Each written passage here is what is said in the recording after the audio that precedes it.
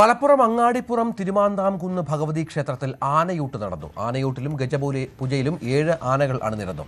ക്ഷേത്രതന്ത്രിമാരുടെയും ശാന്തിക്കാരുടെയും മുഖ്യ കാർമ്മികത്വത്തിൽ നടന്ന പ്രത്യേക ഗജപൂജയോടെയാണ് ചടങ്ങുകൾക്ക് തുടക്കമായത്.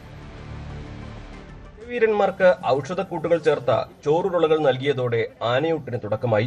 ആനകൾക്ക് ആരോഗ്യ സംരക്ഷണത്തിനായി അഷ്ടചൂർണം, ആയുർവേദ മരുന്നുകൾ എന്നിവ ചേർത്ത ചോറും ഒപ്പം പഴവർഗ്ഗങ്ങൾ, കരിമ്പ്, ശർക്കര, മലർ, നാളികേരം എന്നിവയും വിഭവസമൃദ്ധമായി ഒരുക്കിയിരുന്നു. തട്ടകം ആനപ്രേമി കൂട്ടായ്മയാണ് ഗജപൂജയും ആനയൂട്ടും സംഘടിപ്പിച്ചത്. നമ്മൾ 2014 ഇവിടെയുള്ള എല്ലാ ചെറുപ്പക്കാരും ചേർന്ന് അവർക്ക് ആനയോടുള്ള ഇഷ്ടത്തോടു കൂടി അതിനെങ്ങനെ പരിപാലിക്കുന്നു അതിൻ്റെ കാര്യങ്ങളൊക്കെ മനസ്സിലാക്കിയിട്ടാണ് നമ്മൾ ഈ ഒരു കൂട്ടായ്മ തുടങ്ങിയത്. തുടങ്ങിയിട്ട് ഇത്രയും വർഷങ്ങളായി നമ്മൾ നല്ല രീതിയിലാണ് മുന്നോട്ട് പോയിക്കൊണ്ടിരിക്കുന്നത്. പല സഹായങ്ങളും ലഭിച്ചു. നമ്മളതെല്ലാം ആനപ്പേപ്പന്മാരുടെ വെൽഫെയറിന് വേണ്ടിയിട്ടും പല കാര്യങ്ങൾക്ക് വേണ്ടിയിട്ടും അവരുടെ ഉന്നമനത്തിന് വേണ്ടിയിട്ടുമാണ് നമ്മൾ ഉപയോഗിക്കുന്നത്.